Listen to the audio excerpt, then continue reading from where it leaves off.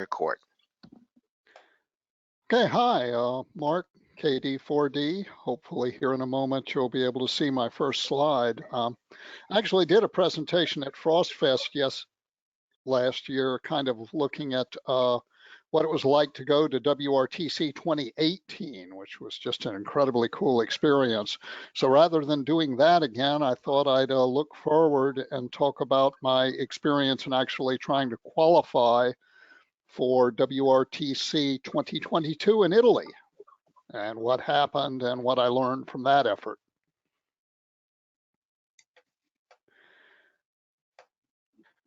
So WRTC qualifying has been done by different regions. You compete within your region or your area, they call it, for qualifying scores.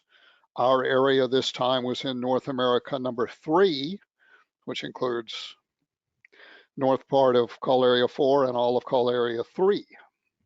And we got 2 team leader slots.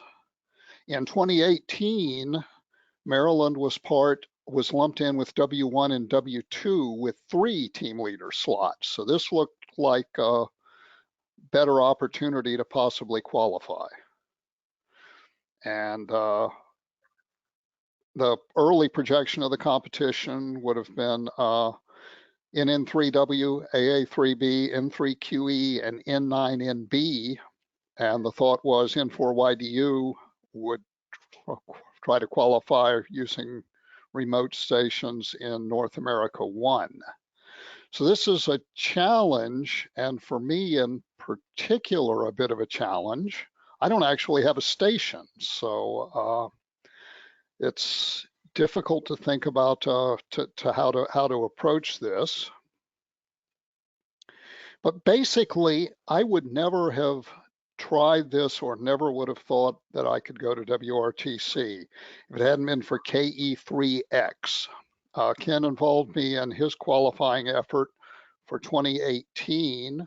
We did some multi-singles at John Evans Station in 3HBX, and he showed me all of the planning and all of the work that he did to figure out how to navigate his way through the qualifying in 2018. And he invited me to be his teammate, and we actually got to go to Germany and compete as Yankee 8-3 Kilo. And if this hadn't happened, I never would have even thought about trying to qualify for WRTC.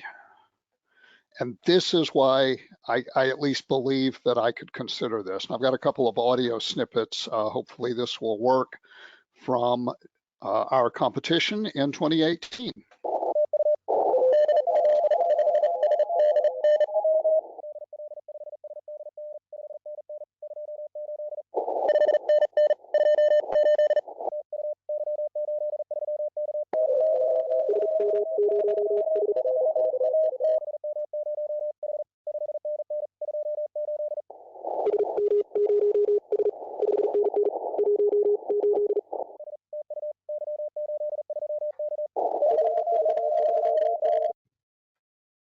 CQ contest, Yankee 8-3 Kilo, Yankee 8-3 Kilo. Delta Kilo 7, United Hotel. Delta Kilo 7, United Hotel, 5928. Yeah, thank you. Also 5928. Good luck. Thanks, Y83K. Fox 1, Radio Alpha Foxtrot. Fox 1, Radio Alpha Fox, 5928. 5927. Thanks, Y83K. So basically, I needed help. And I had help from W3LPL and N3HBX, who were gracious enough to let me use their stations to attempt to qualify. And without this help, I wouldn't even have been able to try this. The middle station on the top left is what the operating position that we put in at W3LPL looked like. 2 PAN adapters, a logging computer in the middle. We chose to put this at the 20-meter position so I could reach the antenna switching for 20 meters by stretching over the table. If I wanted to change anything on any of the other bands, I got to get up and actually walk to the position. And on the floor, you can see the antenna switching for transmit and receive antennas that we put in to allow using his multi-multi setup with SO2R. On the right, bottom right, you can see one of the N3 HBX operating positions. John's station was set up so that you could do SO2R or multi-single or multi-two, and he had two almost identical operating positions, each with two radios and each of which was SO2R compatible.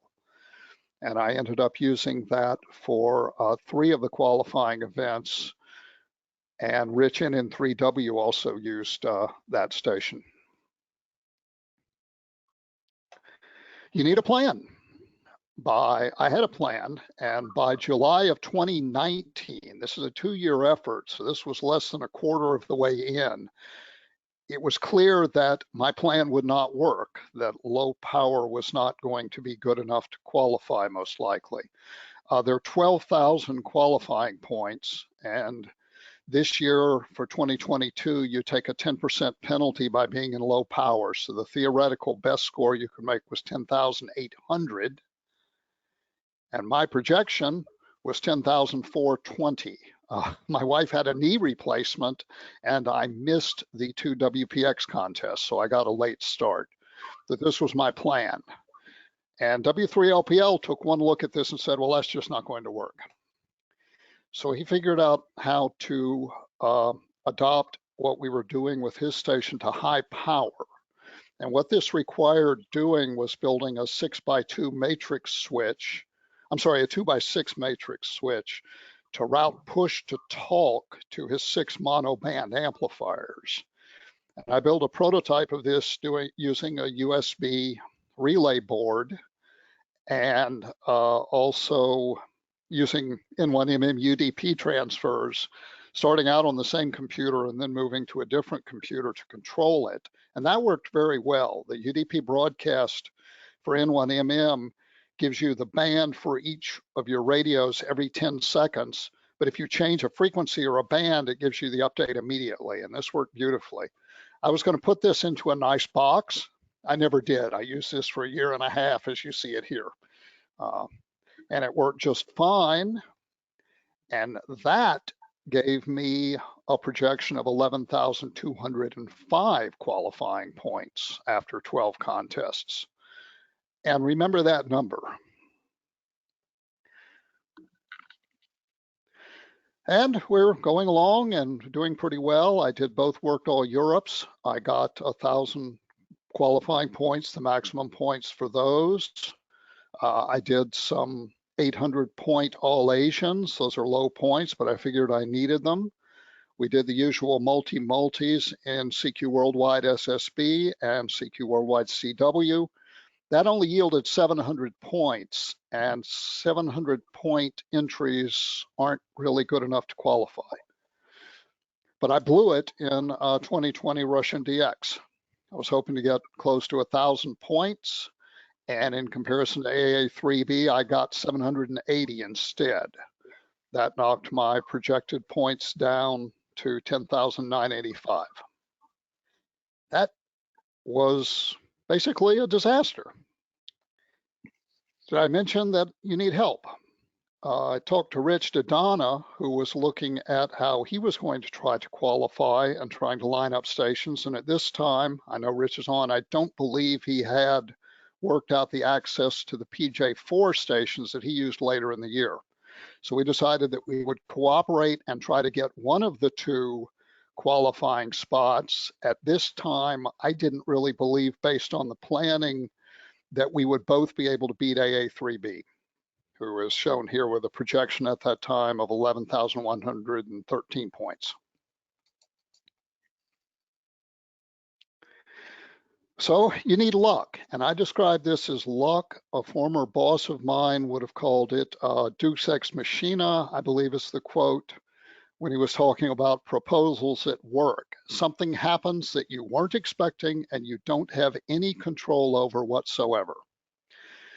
But I'm on W3LPL's multi-multi teams for the CQ Worldwide and ARRL DX contest. These are one of the big highlights of my operating year. I actually love doing those, and it's highly competitive. But as I pointed out before, you only get 700 points for winning CQ Worldwide as a multi-multi, and that isn't a helpful score. So COVID-19 happened. That basically seemed to make a multi-multi last fall at W3LPL seem impractical, and the team decided to do a multi-single. Well, a multi-single score for CQ Worldwide is worth 900 points, not 700. That would allow me to replace two 800-point All-Asian scores and increase my projection from 10,985 to maybe 11,185. And that's a big jump. One of the things about the math of WRTC qualifying is it's not only how many points you score, but it's what the lowest score you're replacing is. And it really does depend on your baseline scores, but I was replacing 800-point scores with 900-point scores, and that made a big difference. So this is what multi-single in 2020 CQ Worldwide looked at Frank's station. We had dividers. The way his station is set up is each of the 6 bands has 2 radios and 2 operating positions. He put up these shower curtain sort of dividers you can see between the operating positions at each table to give us isolation. We wore masks. We did not have shared coffee or refrigerators or food service, and we were very careful to disinfect surfaces in the restrooms and to maintain social distancing. So this is what it looked like, and it was certainly a unique experience, and I had never really done a serious multi-single in CQ Worldwide, and this was a big learning experience for me. And again, I want to thank Frank and the team that helped me. I also had a multi-single in Russian DX in 2019 at the N3HBX station, which was another 900-point contest with NN3W and KE3X. So when it was said and done, currently in NA3, we're still waiting for the official final results for 2020 All Asia, the Worked All Europes, and the CQ Worldwides. I ended up with 11,2005 points. Do you remember the score that I had projected? I didn't get there the way I thought, but it's interesting that that's the same number. NN3W, doing the 2 Worked All Europes from PJ4, doing one of the CQ Worldwide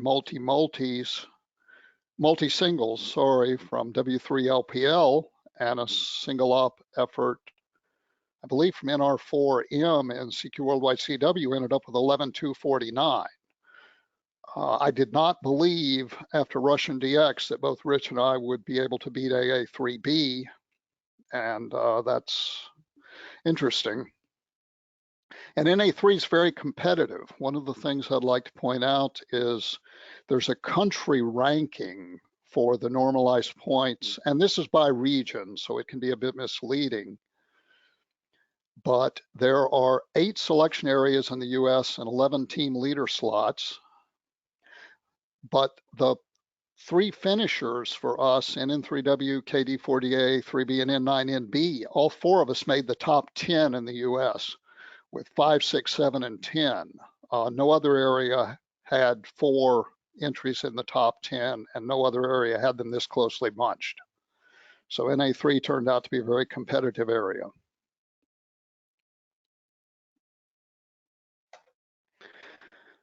More lessons learned.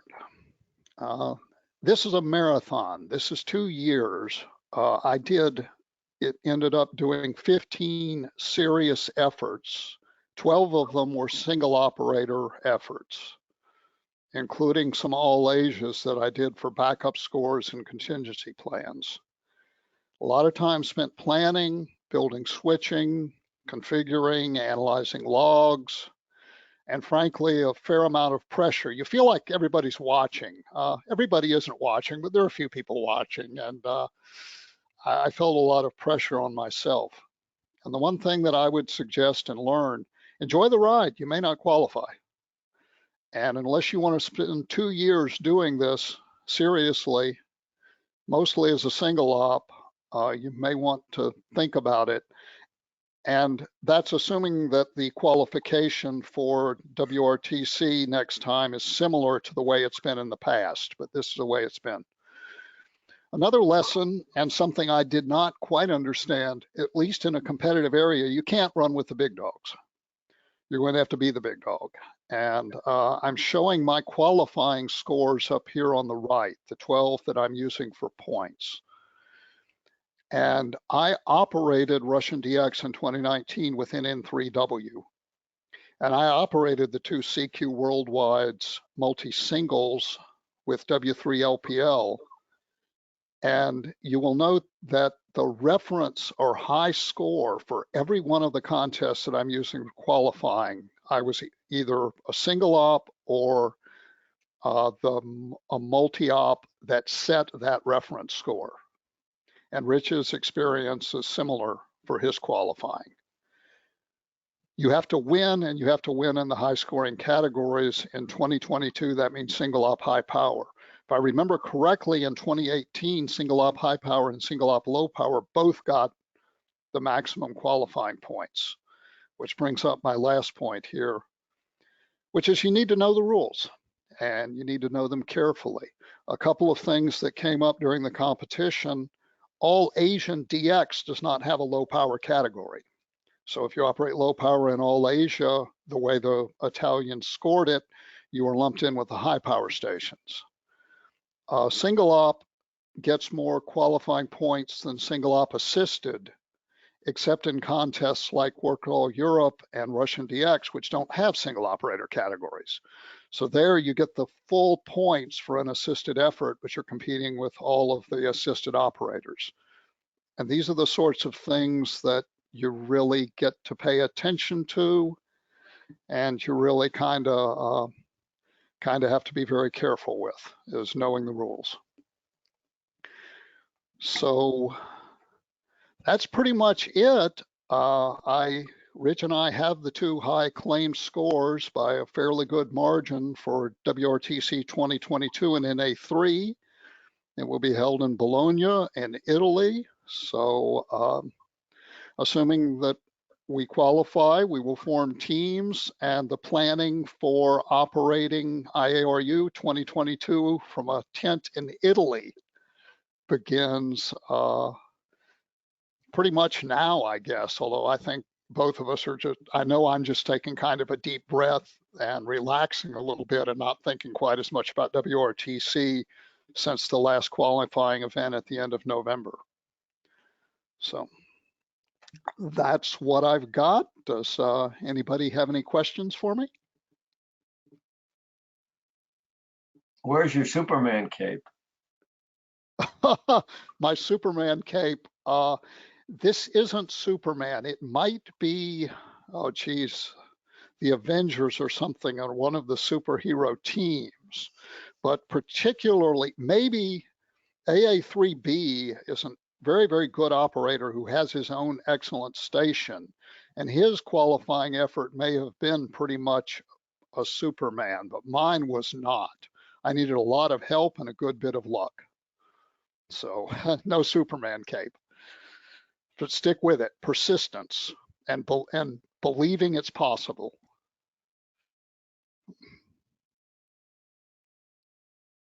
I have a question, Mark. If you had your choice to set the qualification rules for WRTC 2026, what changes would you make to make it more fun or more fair or in between?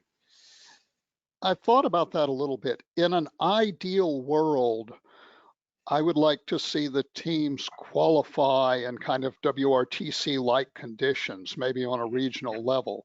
But the logistics of doing that are impractical. It would require setting up, basically mini WRTCs all over the world every year or something. and I've looked at this and thought about, well, maybe you reduce the number of contests to make it easier, but you need 12 top scores in a competitive area. You can't make any mistakes. And I look at something like my wife's knee replacement, which caused me to miss 2 WPXs and get a late start.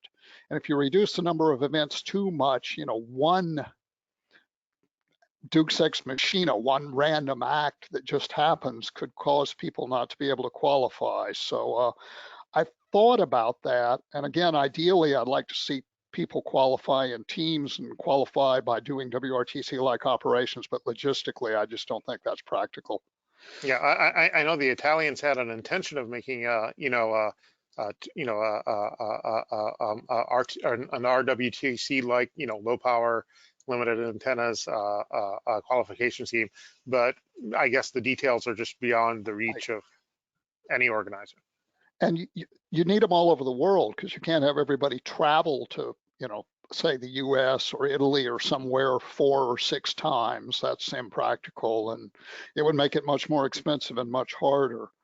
A couple of things the Italians did that were interesting. One of them is they said the teammates had to also qualify. So you can only pick people who finished in the top 10 in an area who are not qualified as team leaders, and they had to make at least 4,000 points to be selected as a teammate. And that's been very controversial. So it'll be very interesting to see what the organizers come up with for the next one. But pay attention to the rules. Don't assume they're all exactly like they were this time. And another obvious problem is if you made the whole thing low power, is I'm afraid the problem of cheating and contesting would come to the forefront and make a mess of the whole thing. Yeah, well, I mean, the fact is there's no way to do a one design, which is essentially, that would be the leveling. Yeah. And you can't do it. So it's a big dog competition. So Mark, I know you didn't start with a detailed plan, so you might share how it is you decided that you needed a plan.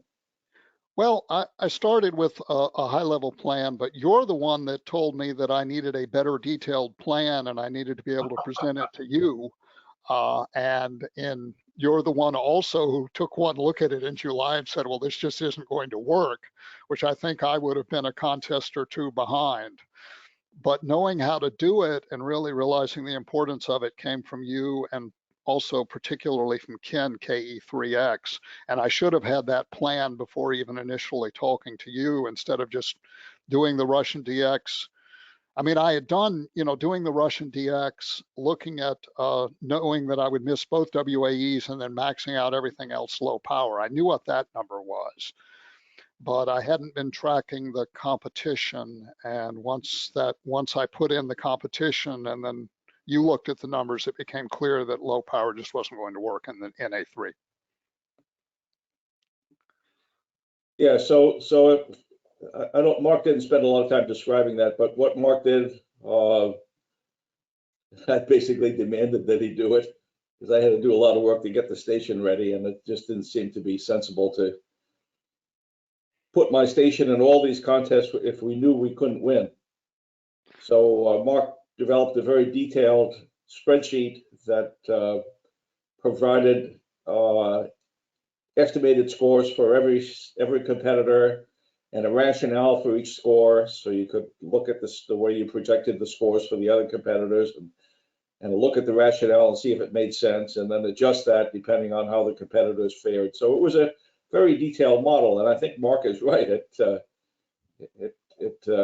turned out to be essential. Otherwise, you'd be kind of driving down Interstate 95 looking in the rearview mirror what you did in the past without any clue at all as to what you had to do in the future. So that really worked out well.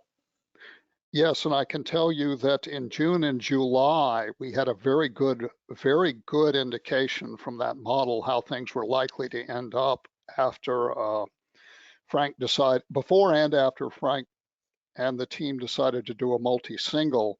And that does not look like the running totals for the, that did not match up well with the running totals of the rankings in the area in, say, August, because the scores that were going to be replaced were different for the competitors, and the running score did not give you an accurate picture of what was likely to happen.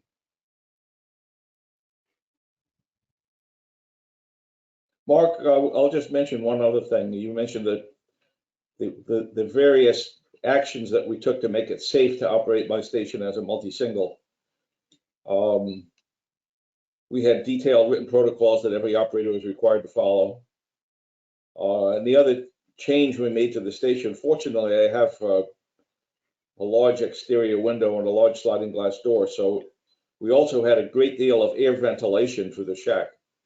So in addition to detailed protocols, making sure that every operator was healthy and no one came to the place ill, and that they didn't have any COVID contacts before the contest. We also had 100% masking requirement, no socializing in the shack. If you wanted to socialize, you had to go outside. No shared food. The bunk room was closed. Everybody had to go home to sleep. And a great deal of ventilation, which means you had to have auxiliary heat because we were taking a lot of cold air into the shack. So the bottom line is the whole thing was very safe, but it was a result of a very explicit plan that happened. Go ahead, Mark. Yes, and I want to thank Frank for that. And it was cold, and with all that air moving through, but without that detailed plan, I've been something of a hermit during this period, and we wouldn't have been able to make the team feel safe or to even assemble a team, I don't think, without all the work that Frank did. And he alluded to some of it, and I showed some pictures of it. There was a lot of planning that went into that. Mark, congratulations. And also Rich, congratulations. You both did great. And you operated Frank's station terrifically. Have either of you talked about who you were going to pick for your partner at WRTC, thereby freeing up lower slots? I'll leave that to Rich. So there have been discussions. I've gotten proposals from a couple hams who have not qualified, who I can tell definitely want to go, of partnering up. Kind of taking a little bit of a breather and making sure the official scores line up. That will happen very shortly. And yes, we're thinking about it. And I mean, when we were discussing it in March, we were going to team up, but giving up the team leader slot to probably outside of PVRC does not look like a good idea. So that's probably not going to be the plan. Well, what I've heard, I don't know if this is true, but AA3B might be picked by W2GD, who's the team leader. So if you two teamed up and AA3B goes, it opens up a second slot, which of course would fall to me. So we'd have three PVRCers from a region where only two team leaders would be. Yes. So we'll have to see how that might shake out as well. But no, we haven't made any decisions yet.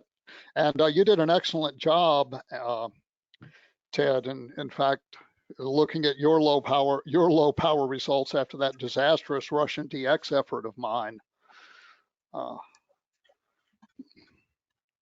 So you did a very good job, but low power didn't look like it was going to do it.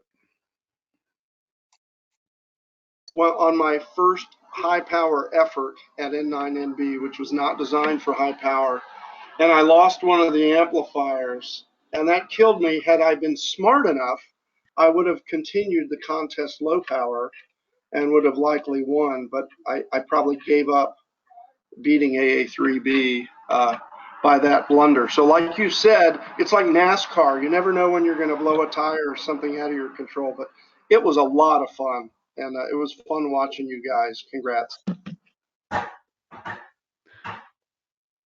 Yeah, it was. And one mistake can be very difficult to recover from. Mine in Russian DX, for instance, it took a global pandemic.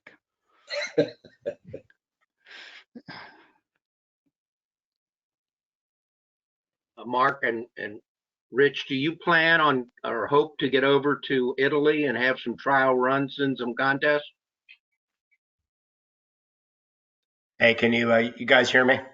Yeah. Yes. Yeah, the answer to that is yes. I have For those who don't know, I was a referee in 2018 in Germany. The team that I worked with, which were the two of the guys from Belgium, who ironically, while having one of the lowest scores, had the best accuracy percentages. Their error rate was about, I think, 0.4%. I've talked to them about going over to Belgium or the Netherlands, at least somewhere on the continent, to operate at least one or two of the summer contests this coming season. It for those of you who have not been over there or done operating, there are two major factors. One is you're in a completely different continent, so you have to look at your perspective where you're operating from completely differently. You know, we look at working Europeans all day long. They look at working UA9s all day long, and then, you know, just like us, they follow the sun. So you're operating from Europe, and you're also operating in summer. I think one of the things that probably some of the teams had misconceptions about is the fact that, well, if you're operating in summer, you're operating low power, you're operating IRU, you're going to be spending all your time on CW just because you got to make up for the fact that you don't have a loud station. That assumption actually turned out to be very wrong. For those of us who have operated stateside in contests like NAQP in summer, 40-meter sideband is a bottomless pit of stations. Every Sugar Papa 8 and Delta Oscar 9 and Fox 4 station, who's not a diehard CW guy, they're on 40-meter phone. And just the pileups that I observed in WRTC were enormous. And if you did not have that experience of having operated from Europe during summer, during a contest season, you would not have figured that out. And it was truly amazing to see, you know, the delta in scores on guys who, especially the Europeans, because this was their home turf, operating from them, and to see the advantage they had of figuring out where to be and when. Obviously, you know, people have good intuition. They know when to change bands. They get a good feeling because you are effectively a multi-2 operation. But some of the conceptions and preconceived notions I think had, and I saw that Ken just joined up, and I'm not saying that Ken did this or any particular team did this, but certain teams did it, of sticking only to a certain band plan went out the window just because operating from Europe is so very different than the US. I think we were a bit late to recognize that. The other thing is we're used to working the US, that's one country. It's almost like the states in the US are different countries in Europe. The countries are smaller and you get more points for working a different country within your same continent. As Rich said, 40 sideband is a bottomless pit that I think Ken and I should have taken better advantage of. But Ken's on, so I'll let him talk.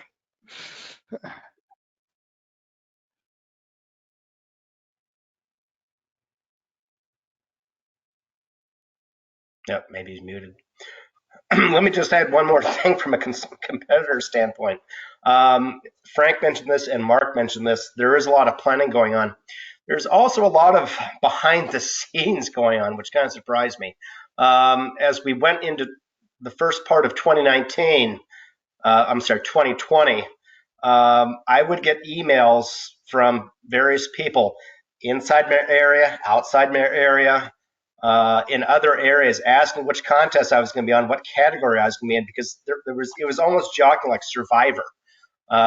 You had people from W4, you had people from W1 asking if I was going to be active, or if Mark was going to be on, or Ted was going to be on, or Bud, or someone else, and what category we're going to be in, because there was this kind of, I feel like a game of mutual avoidance where people were trying to figure out what category and what place or location they wanted to be, or if we were going to be operating from a different region to try to help them knock down the number 1 or number 2 guy so that they could move ahead. So it was this constant battle of getting first place scores, and just the number of unsolicited emails that I got from people who were competitors looking to compete to see who was going to be operating from where for a particular contest really surprised me. A lot of people were definitely taking this seriously. Yeah, the Italians also had a different rule in that you did not have to qualify where your residence was. You just qualify from wherever you made 8 contests from. And during the first year, it wasn't always crystal clear who was planning to do what from what area. it was mentioned already, W2GD qualified from South America, for instance.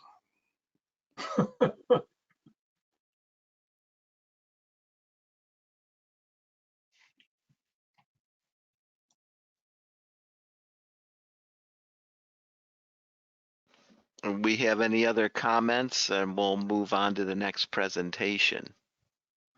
This is Dave, K3ZJ, if I can just say a word. No, go ahead. Go ahead, Dave. I'm working on the WRTC committee again in 2022, and I didn't want to lose this opportunity to note that a tent sponsorship program will be rolled out very shortly. In 2018, PVRC was one of the biggest sponsors of WRTC among the contest clubs over here in the US, and I appreciated that as I led the sponsorship for PVRC. This time I'm working on the Italian committee more and have a lot more responsibilities, but I do hope that you all will consider sponsoring an equal number of tents in 2022. And I'll be sending the information to Tom and others when that information is about to be rolled out. But there is, obviously, with the pandemic, there's been a lack of WRTC people visiting clubs. There's been some delays in making arrangements. They do have the antenna, by the way. Thanks to Crassi, K1LZ has donated antennas for every station in Italy. So that's been arranged. And I hope that PVRC will join in and sponsor it when the time comes in a couple months. Thank you. Dave, we've been trying to get that information for some time since the last presentation that we had. So I'm glad to hear it. And as soon as we get it, we'll act on it and try to organize something. Great, thanks. Just a note, in 2018, Ken and I had the privilege of operating from a PVRC sponsored tent. I went back to the presentation to show you the picture and the banner for our tent.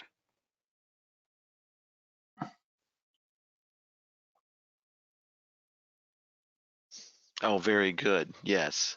Any other comments before we move on? Okay, well, I'm going to take back control temporarily and go back